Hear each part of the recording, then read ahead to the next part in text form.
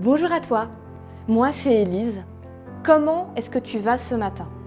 Ah non, c'est une vraie question, c'est pas juste comme ça en passant. Comment est-ce que tu vas?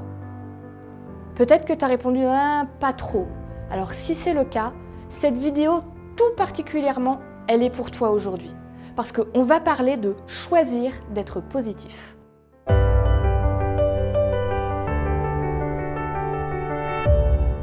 La pensée du jour se trouve dans Philippiens 4, verset 8.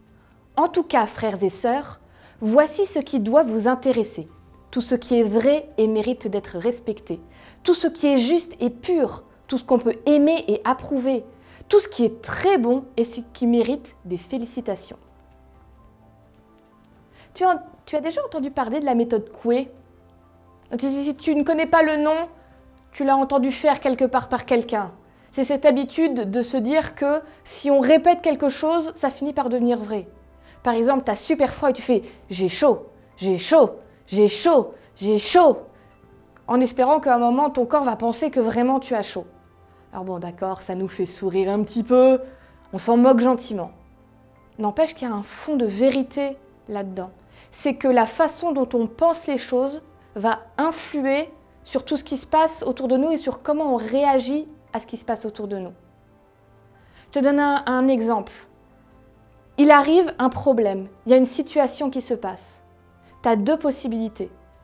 Ou bien tu te dis, c'est trop compliqué, je ne vais pas y arriver. De toute façon, c'est fichu.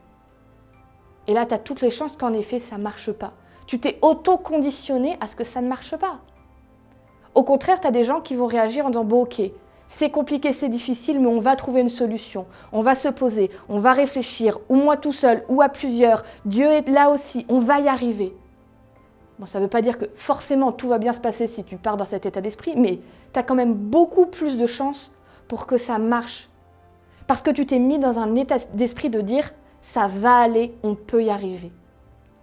Je ne sais pas si tu le sais, mais il semble que notre corps réagisse même si la chose n'est pas réelle.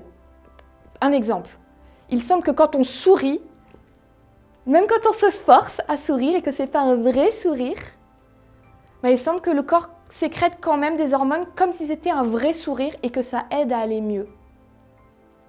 Pourquoi je te dis tout ça? Parce que la pensée du jour, je crois que c'est Dieu qui t'invite à dire « Arrête de regarder vers tout ce qui te tire vers le bas, vers toutes les difficultés, vers tous les problèmes, vers tout ce qui ne va pas. » Concentre tes pensées vers ce qui est beau, ce qui est bon, ce qui mérite qu'on y fasse attention. Pourquoi? Mais c'est parce que c'est comme ça que tu iras le mieux possible. C'est comme ça que tu vas mieux réussir les choses.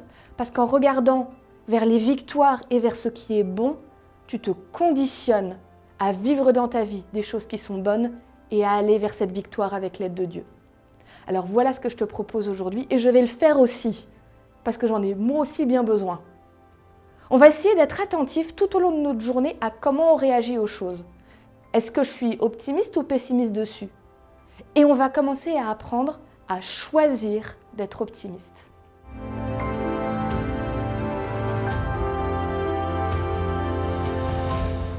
Merci d'avoir été avec nous pour cette pensée du jour. J'espère qu'elle t'a été utile et qu'elle t'a fait du bien.